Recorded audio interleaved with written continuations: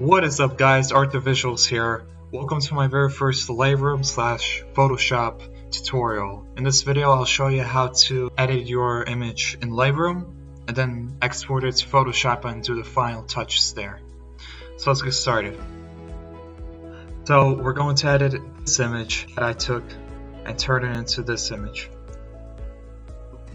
Open up Lightroom, open up your image and go to the edit panel. Let's go to the light section and experiment with the lighting tabs. So increase exposure. So contrast makes the lightest parts of the image lighter and darkest parts of the image darker. So if I increase contrast, it does that, thus increasing color. Go down to highlights, make the image brighter, shadows, make the shadows darker, and experiment with the whites and blacks. Alright, once we're satisfied with this, let's go down to the curve. So the top right of the curve controls the highlights of the image. And the bottom left of the curve controls the shadows. Let's leave it where it is. You can experiment with the middle as well.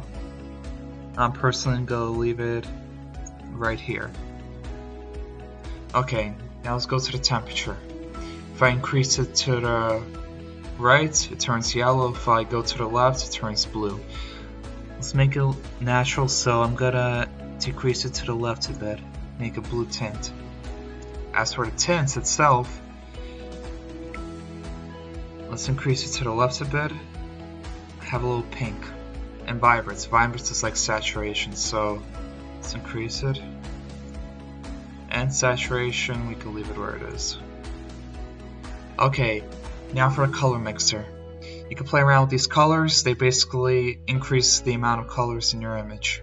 So for red, if I move it all the way to the right, it'll increase all my reds. For reds, let's increase it all the way. Add a pinkish color to her skin. Orange, I'll leave orange where it is.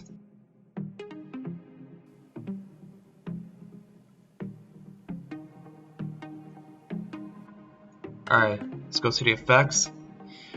For texture, I usually decrease it by a bit. For clarity, I increase it a bit to the right.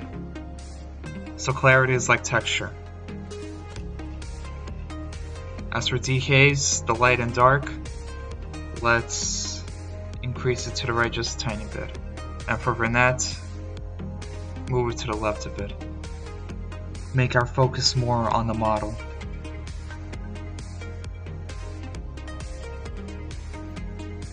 There we go, increase the grain. The split toning, I usually increase it by a tiny bit in order to add the blush to the skin, especially the skin cheeks.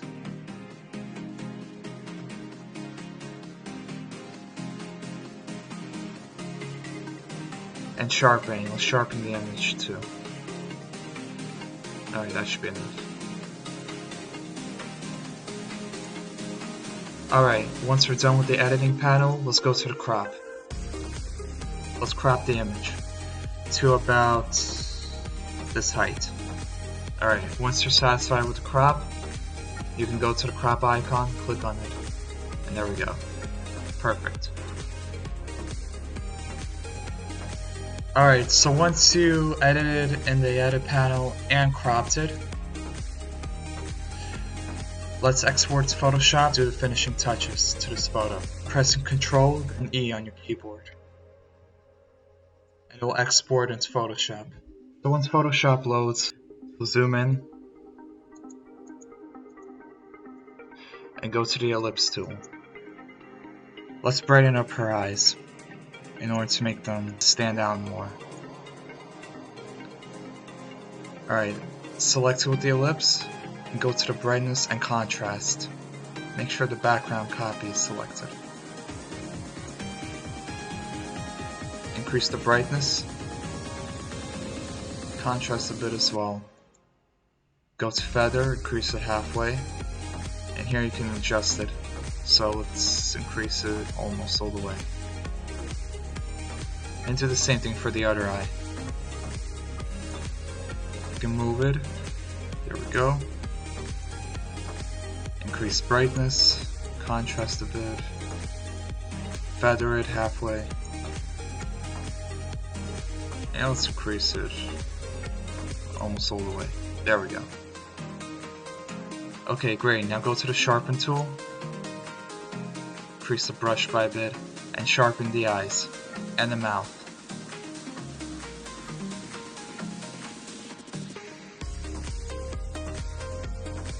Alright, cool.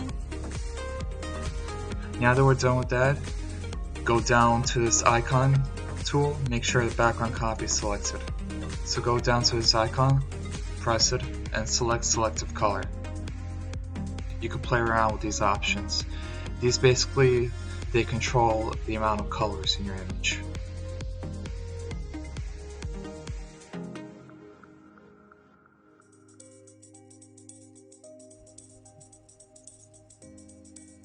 Alright, and a couple of spot healing brushes.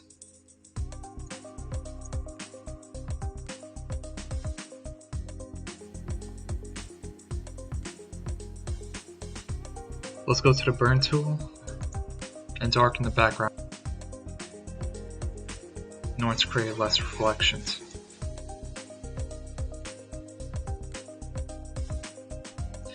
And let's darken her skin here as well, where the overexposed layers are.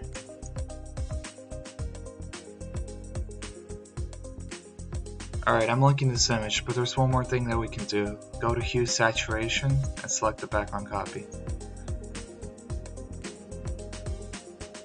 Let's make the skin tones a bit more pinkish. Alright. But don't overdo it so they look natural, and desaturate just a tiny bit. Alright, cool. Our final result.